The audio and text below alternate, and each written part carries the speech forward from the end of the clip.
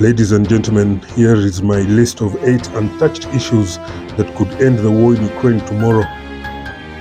Number 1. Ukraine must stop criminalizing peace. The Ukraine government has made peace talks with Russia a crime of treason, punishable by death.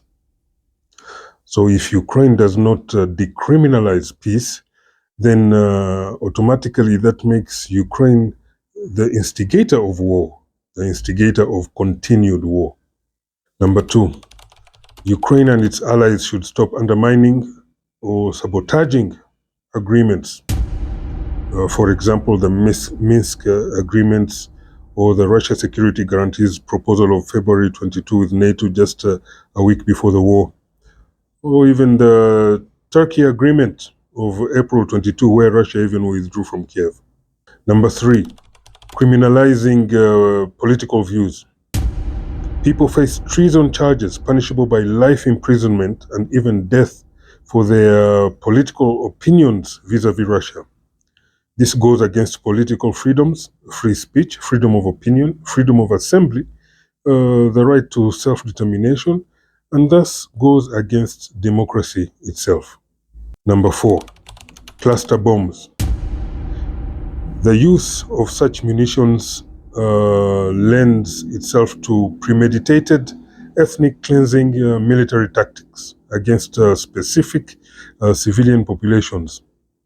Such use of cluster munitions constitutes a war crime and a crime against humanity.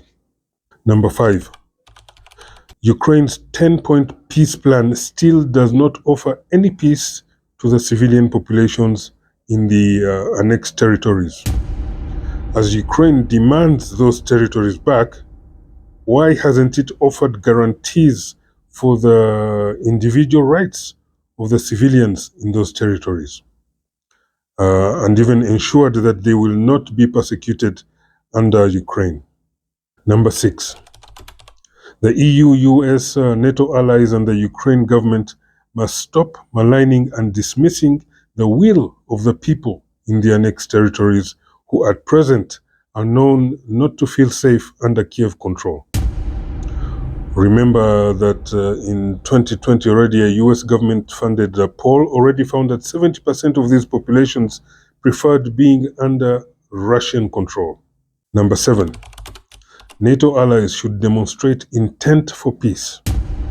NATO has not made a single gesture of peace or de-escalation and has thus only demonstrated intent for continued armed conflict. And lastly, number 8, the international community, particularly the Global South, must withdraw their votes and support from any UN resolutions that put any civilian populations in danger. Currently, the resolutions calling for the withdrawal of Russian forces actually endangers the populations in the annexed territories, who will thus be left to face persecution under Kiev's treason legislation if Russian forces ever withdrew without any offer of peace from Kiev for those specific civilians. These are the 8 simple issues that, if addressed, could end the war tomorrow. This is my view. I hope, I hereby request the African Peace Initiative to put them under consideration in their next peace tour to the belligerents, and you can add your comments as well in the comment section. Thank you.